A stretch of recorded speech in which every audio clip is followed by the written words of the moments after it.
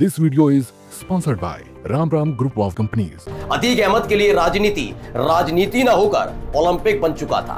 मतलब जबरदस्त कूद फान। फिर एक और शौक चढ़ गया, महंगी गाड़ी और हथियारों का। अतीक को लगा भाई का रास्ता साफ है, लेकिन राजूपाल ने अशरफ का सूपड़ा ही साफ कर दिया और राजूपाल विधायक बन गए। जब राजूपाल को विधायक बने महज 1 महीना ही बीता था, वो अपने इलाहाबाद वाले दफ्तर में बैठे हुए थे, तभी अचानक गोलीबारी होने लगी। लोग कुछ समझ पाते तभी धमाके होने लगे। राजूपाल को टेंपो में डालकर अस्पताल ले जाने की कोशिश करने लगे तो हमलावरों को लगा कि राजूपाल जिंदा है, तो 5 किलोमीटर तक टेंपो का पीछा किया और दे दनादन फायर झोंकते रहे। राजूपाल को 19 गोलियां लगी थी। तो हाँ, उन्हीं के मार्फत साल 1989 में अतीक अहमद ने विधायकी लड़ ली, वो भी निर्दलीय, और जीत भी गया। वहीं लगातार चांद बाबा और अतीक अहमद गैंग के बीच धप्पाधाई चल रही थी, तभी किसी ने चांद बाबा का काम तमाम कर दिया, वो भी भरे बाजार। यही नहीं, धीरे धीरे चांद बाबा गैंग भी निपटता चला गया। अब इलाहाबाद में बचा तो सिर्फ अतीक अहमद। साल 1989, वक्त ने पलटी मारी। काले कारनामे करने वाला अब सफेद कुर्ताधारी हो चुका था। पहली दफा अतीक अहमद निर्दलीय चुनाव लड़ा और जीत भी गया। इलाहाबाद पश्चिमी से विधायकी लड़ी और जीत भी गए। साल 1991 और 1993 में भी जीत का झंडा गाड़ा।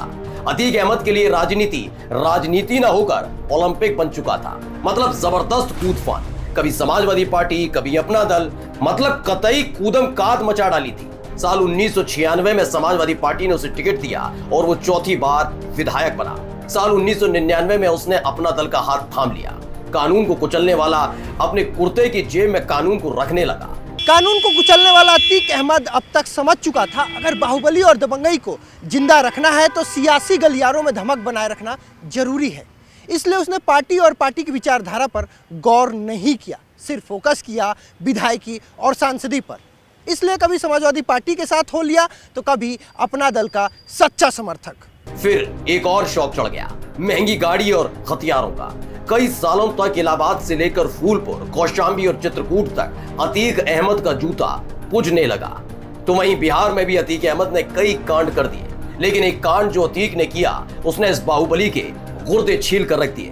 दरअसल राजनीति का चस्का अतीक अहमद को चढ़ चुका था। साल 2002 में अपना दल की टिकट पर विधायकी लड़ी, जीत गए, लेकिन मन बड़ा चंचल था तो माना नहीं। साल 2003 में मुलायम सिंह यादव की सरकार बनी तो अतीक अहमद समाजवादी हो गए। नेताजी का आशीर्वाद मिल गया तो साल 2004 में फूलपुर से सांसदी लड़ी और जीत भी गए। विधायकी छोड़नी पड़ी तो अपने छोटे भाई खालिद अजीम उर्फ अशरफ को समाजवादी पार्टी की टिकट पर विधायकी लड़वा दी। उधर राजूपाल बीएसपी की टिकट पर ताल ठोक रहे थे।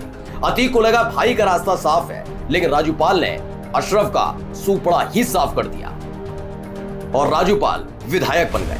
वो इलाका जो प्रयागराज का पश्चिमी इलाका होता है, वहीं अतीक की रिहाइश होती थी और उस इलाके में उनका पूरा वर्चस्व होता था। चुनाव हारने की वजह तो एक तरीके से वो ध्रुवीकरण की स्थिति वहाँ बन गई थी। हालांकि चुनाव हारने के बाद फिर अतीक अहमद ने क्या किया वो सबके सामने जाहिर सी बात है। राजूपाल मारे गए और हत्याएं हुई, लेकिन अब अतीक तो गुजरे ज़माने के किरदार बन चुके हैं। अतीक दरअसल बहुत ही जघन्य अपराध करने वाले और बहुत कट्टर आपराधिक सोच वाले व्यक्ति थे। भाई की हार से अतीक अहमद की नींव हिल चुकी थी।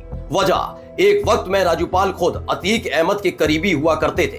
बात नवंबर 2004 की है, जब राजूपाल को विधायक बने महज 1 महीना ही बीता था। वो अपने इलाहाबाद वाले दफ्तर में बैठे हुए थे, तभी अचानक गोलीबारी होने लगी। लोग कुछ समझ पाते तभी धमाके होने लगे। बमबाजी और फायरिंग ने अफरा तफरी का माहौल बना दिया, लेकिन राजूपाल उस हमले में बच गए। लेकिन 2 महीने बाद हुआ एक बड़ा कांड। तारीख 25 जनवरी साल 2005, जगह इलाहाबाद। विधायक राजूपाल की गाड़ी जा रही थी, तभी फिल्मी स्टाइल में राजूपाल की गाड़ी को रोका गया और ताबड़तोड़ फायरिंग की गई। ये कोई मामूली वारदात नहीं थी। उस वक्त जिसने भी इस वारदात को देखा उसके गुर्दे छिल गए थे। दहशत में भागम भाग शुरू हो चुकी थी। कई गाड़ियां आपाधापी में एक दूसरे से टकरा गईं, तो कई गाड़ियां डिवाइडर से जा टकराईं। इसी बीच विधायक राजूपाल के समर्थक राजूपाल को टेम्पो में डालकर अस्पताल ले जाने की कोशिश करने लगे, तो हमलावरों को लगा कि राजूपाल जिंदा है, तो 5 किलोमीटर तक टेम्पो का पीछा किया और दे दनादन फायर झोंकते रहे। राजूपाल को 19 गोलियां लगी थी और विधायक जी दिवंगत हो गए। आरोप लगा कि अतीक अहमद और उसके भाई अशरफ पर ओपन ट्रूथ है, चैलेंज दे के मारा था राजूपाल को अतीक अहमद ने।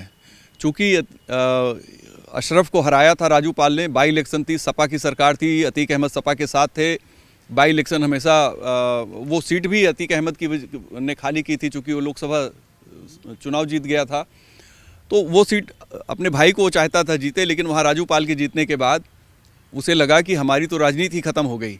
तो उसने, चूंकि राजूपाल कभी अतीक अहमद के भी साथ रहा है, तो अतीक अहमद ने राजूपाल की हत्या बाकायदे कह के कराई थी और ये ओपन ट्रूथ था, लोग जानते थे इस बात को। और उस समय सरकार समाजवादी पार्टी की थी, मुलायम सिंह मुख्यमंत्री थे। लोगों ने बहुत शोर मचाया, भारतीय जनता पार्टी के लोगों ने भी शोर मचाया, बीएसपी ने भी काफ़ी इस पर शोर मचाया, लेकिन हत्या के बाद की भी जो घटनाएं थीं उसमें इस केस को ख़त्म करने की, दबाने की और चार्जशीट कमज़ोर करने की बहुत कोशिश हुई थी। 9 दिन पहले ही राजूपाल की शादी हुई थी। बीएसपी समर्थकों ने पूरे शहर में तोड़फोड़ शुरू कर दी। बहुत हंगामा हुआ। राजूपाल की हत्या के बाद इलाहाबाद पश्चिमी सीट खाली हो गई थी, जिस पर साल 2005 में फिर से चुनाव हुए। तो इस बार अशरफ के खिलाफ राजूपाल की बेवा पूजा पाल ने चुनाव लड़ा, लेकिन अतीक अहमद के भाई अशरफ ने इस बार बाजी मार ली और फिर अतीक अहमद का दबदबा कायम हो गया।